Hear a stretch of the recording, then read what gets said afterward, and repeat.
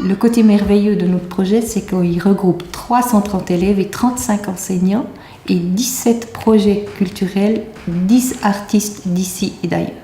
Notre chance, c'était de pouvoir collaborer avec Artlink, qui justement a l'habitude de faire ce genre de projet et qui a des contacts, beaucoup de contacts.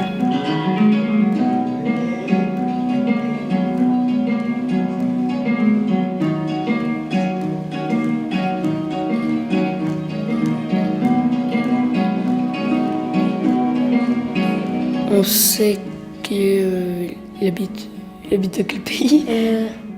Dans les pays africains, un peu. En tout cas, c'est en Afrique. Mais où, on ne sait pas trop. Un peu vers l'Asie, je crois.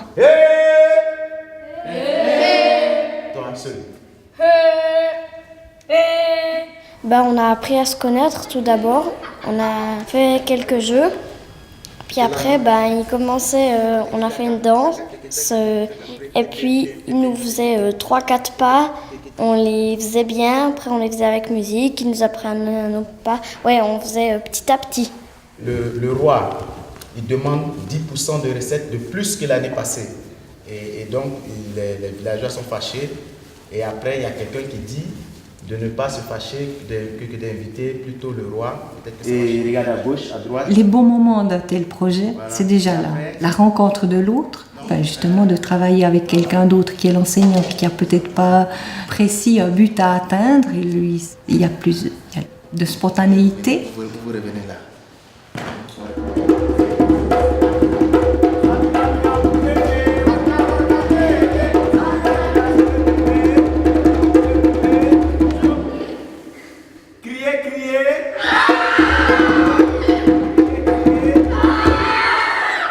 J'adore.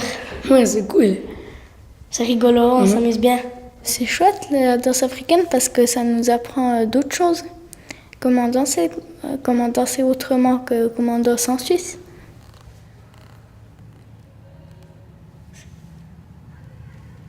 On fait de la danse indienne.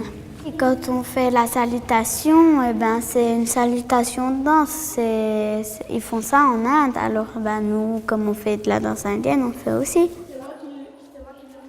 Angélique Achawa travaille avec plusieurs classes et c'est intéressant de travailler avec elle parce qu'elle est d'origine suisse et indienne, ce qui fait que non seulement elle leur enseigne la danse indienne, ce qui est intéressant c'est qu'elle leur parle de la culture aussi indienne.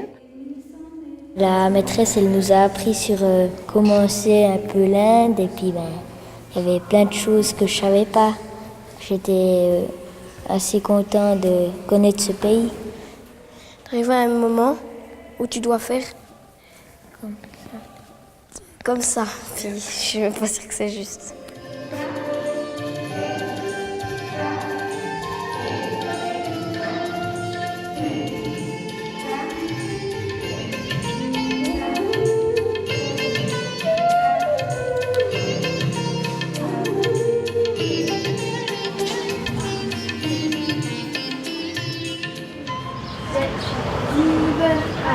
En fait, notre projet se terminera par une grande fête le 29 juin. Et cette fête, l'idée, ce n'était pas tellement de faire vraiment un spectacle. C'était surtout que chaque atelier puisse présenter qu'est-ce qu'il a fait, l'évolution qui s'est passée pendant 6 séances et que chacun puisse vraiment montrer ce qu'il a fait, ce que ça lui a apporté.